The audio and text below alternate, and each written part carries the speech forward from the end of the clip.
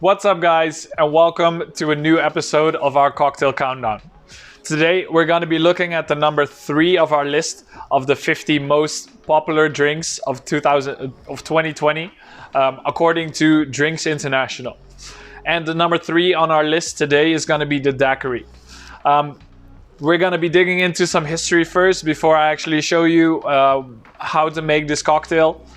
And yeah, let's go and do that right now.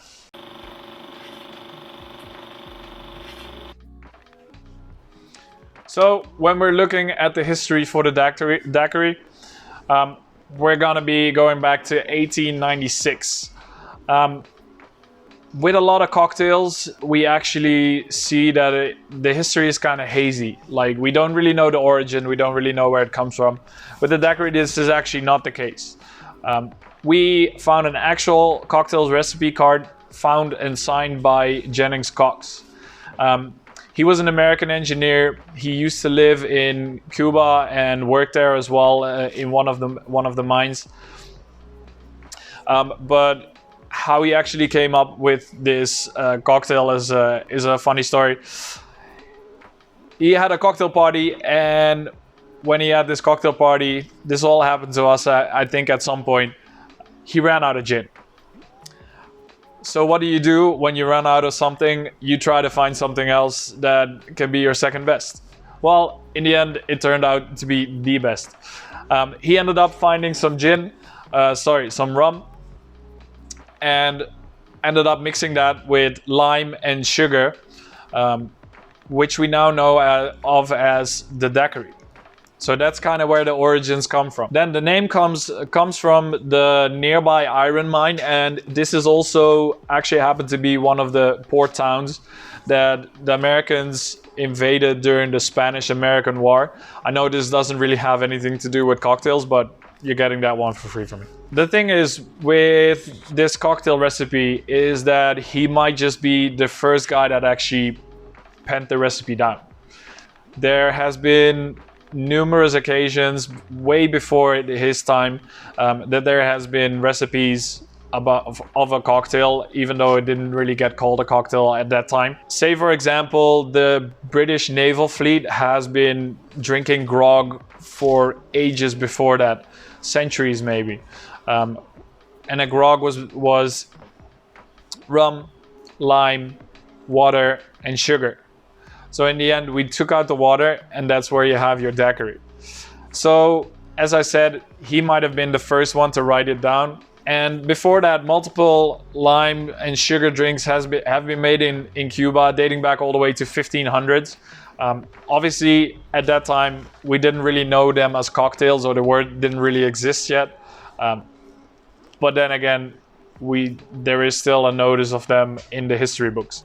So in 1909, the drink actually made its way to the mainland.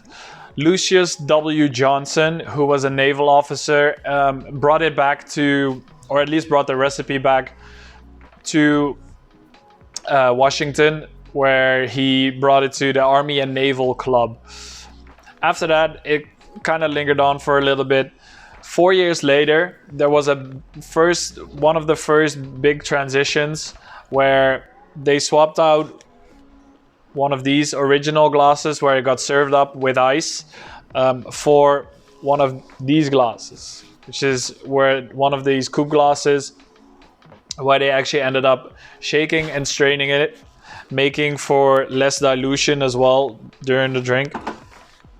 And also they swapped out the brown sugar for white sugar, which ended up making the rum shine a little bit more. So another big transition actually came between the 1920s and the 1930s, where electricity kind of made its way up, and they started using an electric blender and some shaved ice accompanied with the other ingredients to come up with, in the end, the frozen Daiquiri. So after they invented the frozen Daiquiri, the great Ernest Hemingway made his way to Cuba, where he ended up living as well for a little bit.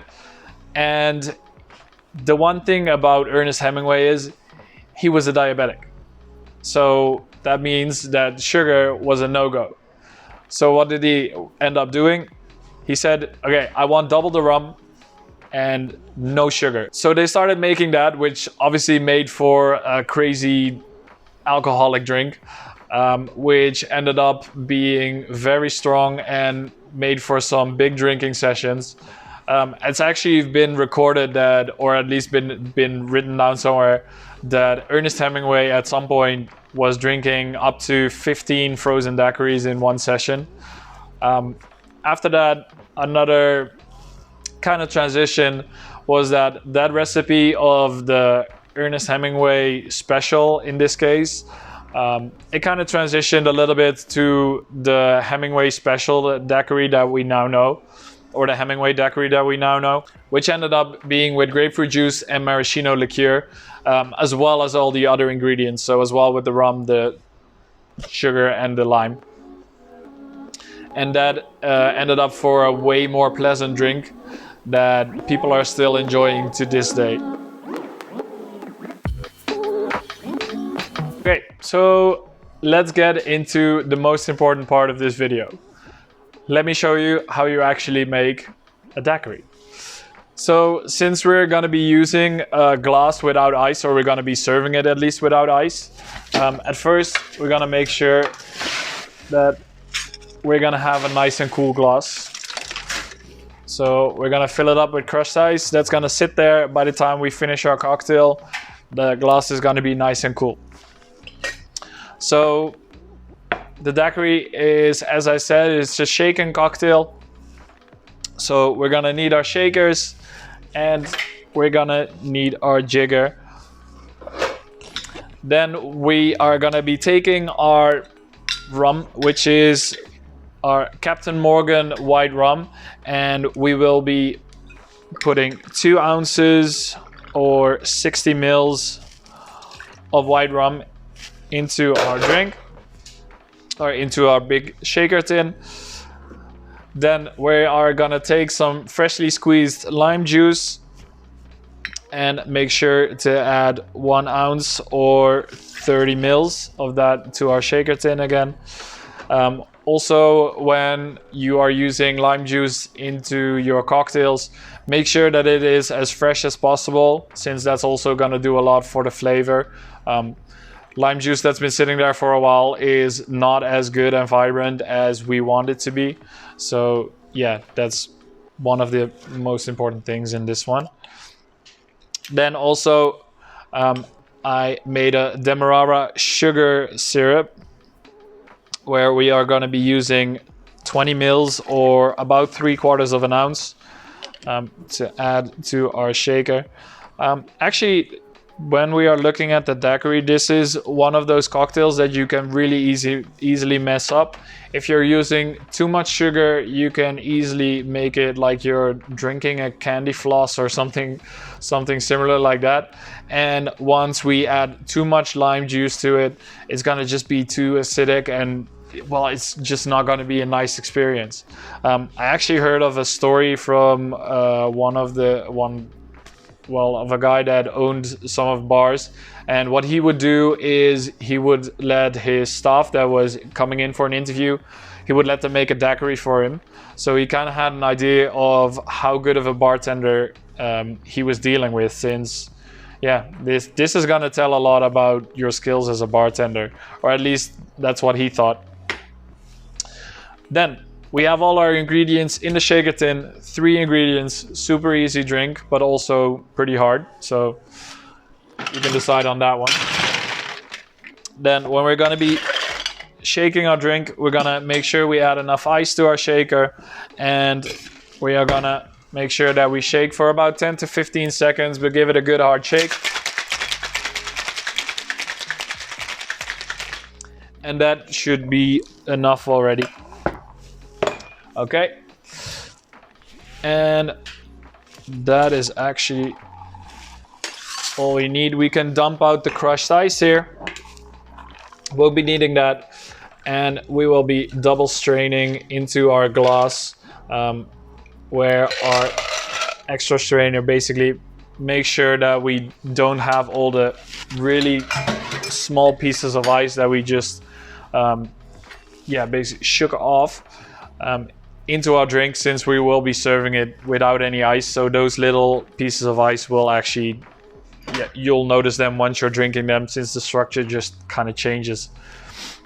Yeah, that's it. As I said, super basic, like a lot of the classic cocktails, but I think that's what makes these so special and makes it that these guys are still around since the late 1800s in this case. And yeah, it just makes it a good drink. So let's get into tasting.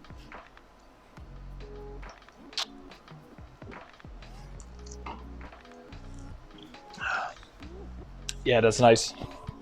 I mean, I can see that it's why it's on number 3 in this list. The balance is just really good.